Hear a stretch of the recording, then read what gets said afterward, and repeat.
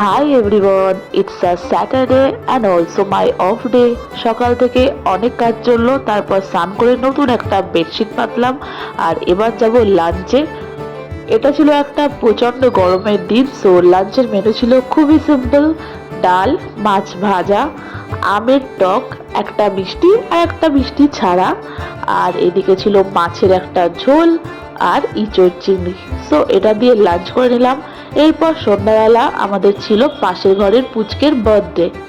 পুচকে পাচকে বাচ্চাদের নিয়ে এইসব ছোট কচি কাচাদের সাথে বার্থডে বেশ ভালো সেলিব্রেট হলো। তারপর চলে আসলাম নিজের ঘরে আর এসে নিয়ে বসলাম এই মহা কাজটা। এটা একটা বড় কাজ। এই জিনিসগুলো আমি যতবারই গুছিয়ে রাখি না কেন, কয়েকদিন পর পর আবার সেটা যাকে তাই হয়ে যায়। সো সেটা একটু গুছিয়ে নিচ্ছি। আমি বেশ কয়েকজনকে দেখেছি যারা এইসব জিনিসগুলো, এইসব কেন, সব কিছু কি সুন্দর অর্গানাইজ করে রাখতে পারে, বাট আমি ততটা ভালো পারি না। চেষ্টা তো করি, বাট হয়ে ওঠে না। এই কাজটা কমপ্লিট করতে করতেই বাইরের ওয়েদার চেঞ্জ অ্যান্ড নামলো ঝমঝমিয়ে বৃষ্টি। একটা সুদিং ওয়েদার, ছুটির দিন এরকম ওয়েদার জাস্ট জমে গেল।